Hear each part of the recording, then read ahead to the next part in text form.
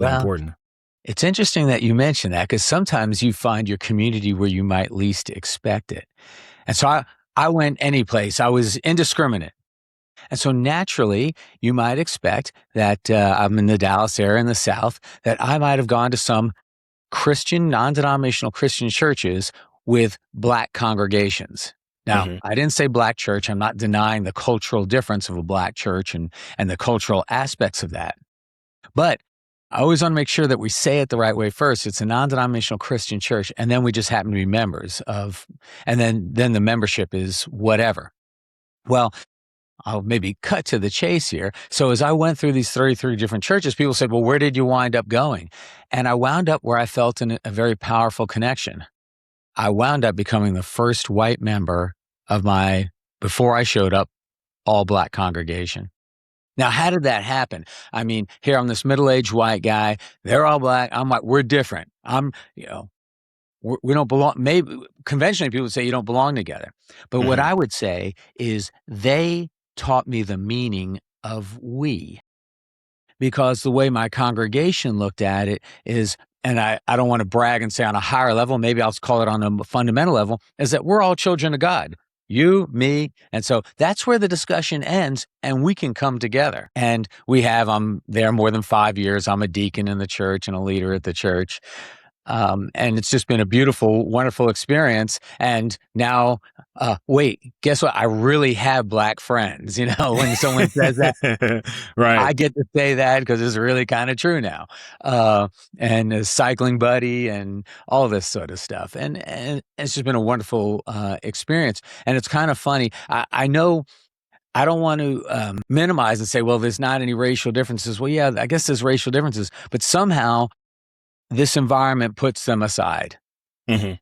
And it's really been, and so it's been a wonderful experience. So this goes to show, hey, you may find it in a place that you just don't expect. I did not expect the Cradle Catholic to start going to a church where I was going to be the only white member. Now, I will say a few more of my complexion have crawled underneath the fence, and we've, we're a little bit different now. But I want to share one story, and it's not about fatherhood. It's maybe about sonhood. So my mom, when I went on this journey, Cradle Catholic, she said, that's fine. But Richard, just remember, your soul is stained with the mark of Catholicism. So no guilt, no pressure or anything. Yeah. Well, finally, my mom, her health declines, her mobility declines. I had to find a place to incarcerate her for the rest of her life. So I find an assisted living facility right across the street from my church. And I said, Mom, now you can start going back to church, because she literally has to be within rolling distance, couldn't get in and out of a car anymore. So I bring her. Well, we walk into the church. It's dimly lit. It's not my religion. It's not my church service. It's not my music. It's not my people. It's too dark in here. She's literally crying. So about the first 3 times I take her, she cries. Everyone kind of like wonders what's going on. She's crying. I'll tell you, by the 5th or 6th time, she had a conversion that Billy Graham never had. She walked into that church clapping her hands, stomping her feet. At the end of every service, it was a scene out of The Wedding from The Godfather. 20 people would mob her to hug her and to kiss her. This lady who could do nothing for the church, they loved on her. She had a church experience that she never had in the first 82 years of her life. Well, now we'll fast forward. Now, what kind of friends and what kind of people can you find in a community? Well, I travel a lot. Two of my friends at the church, these 2 ladies said, look, don't worry. When you travel, we're going to bring her back and forth to church. This is the only time she gets out of the senior jailhouse. We're going to make sure she gets to come to church. Well, then 2 years ago on Easter, I'm visiting granddaughters in Chattanooga, and I get a call from one of them, and they said, hey, she's not feeling well. I was like, big deal. She's an old lady. Don't worry.